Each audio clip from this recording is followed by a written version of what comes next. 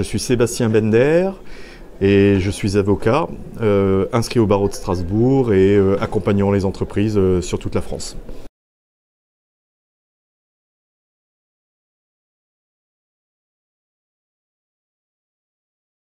Moi, je suis plus intervenu sur l'aspect vision de l'entreprise par rapport à la santé au travail et les services de santé au travail, en mettant un peu l'accent sur les problématiques qu'on peut rencontrer au quotidien dans les entreprises et notamment et qui touchent un gros sujet qui est la pénurie des médecins du travail en France.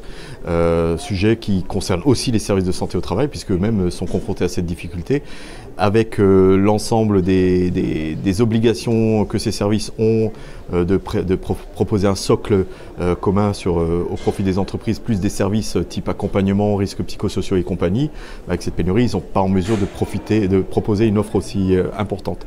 Du côté entreprise, la problématique, c'est que qui dit pénurie de médecins du travail dit pas de possibilité de visite médicale quand un salarié reprend après un arrêt maladie, pas de possibilité de visite après les 45 ans, la fameuse visite de deuxième partie de carrière, comme on dit, et le souci, c'est que ça peut dégénérer en risque financier, voire pénal pour l'entreprise, puisque l'absence de visite médicale passée par un salarié dans une entreprise est une infraction pénale. Et il n'est pas impossible, et ça s'est déjà vu en justice, que des salariés attaquent au motif qu'on n'a pas vérifié leur aptitude à exercer une fonction dans une entreprise et demandent des dommages intérêts en justice. Ce qui serait bien, ce serait une simplification déjà des process existants. On a vraiment une problématique en France, c'est qu'on est un pays de normes, mais on a parfois trop de normes ou trop de procédures qui bloquent le fonctionnement de certaines entreprises ou qui bloquent des échanges ou l'évolution d'un lien contractuel entre un salarié et un employeur. Je prends l'exemple de l'avis d'aptitude avec réserve. On a malheureusement parfois des avis d'aptitude avec réserve qu'on ne peut pas mettre en œuvre dans l'entreprise parce qu'il n'y a pas eu l'échange qu'il fallait avec le médecin du travail, parce que lui-même n'a pas forcément le temps de se libérer pour consacrer sa visite. Mais surtout, on se retrouve devant une impasse parce qu'on n'a pas de solution. Même nous, en tant qu'avocats, on a peu de solutions à proposer à nos clients quand on se retrouve dans cette situation.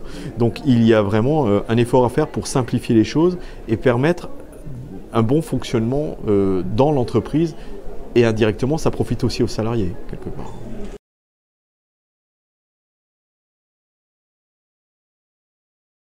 Déjà, on peut simplifier un certain nombre de visites médicales.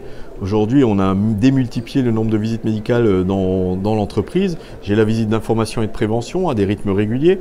J'ai pour certains postes de travail carrément une visite médicale d'embauche. J'ai la visite de reprise après un certain temps en arrêt maladie ou accident du travail.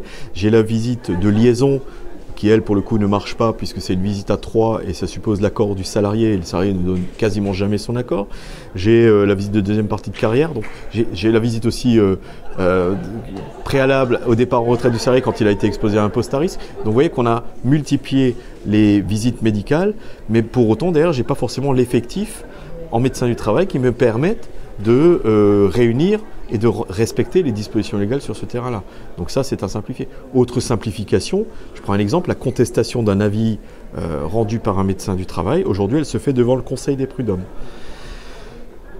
à qui on demande d'être un médecin et de se substituer au médecin du travail pour prononcer lui-même un avis. Or, ils ne savent pas le faire parce que ce n'est pas forcément des médecins. Donc, qu'est-ce qu'ils font? Ils font appel à un expert, médecin inspecteur du travail, par exemple, qui lui aussi est débordé et qui met 8 à 9 mois pour rendre sa décision. Et en attendant, on doit payer le salarié à plein pot, il ne peut pas forcément travailler, surtout si c'est une inaptitude, et donc tout le monde perd du temps.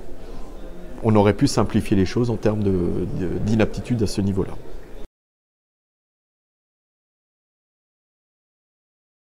Je ne pense pas qu'à mon petit niveau, je puisse faire bouger les lignes en haute sphère de l'État. C'est un sujet de réflexion. Ce qui serait bien, c'est qu'on ait un jour un audit, mais un vrai audit avec les personnes qui sont au contact de ces problématiques-là, des médecins du travail, des dirigeants de services de santé au travail, des employeurs, et qu'on essaye peut-être autour d'une table de se mettre d'accord sur un process qui soit satisfaisant pour tout le monde. Ça, ce serait une bonne chose.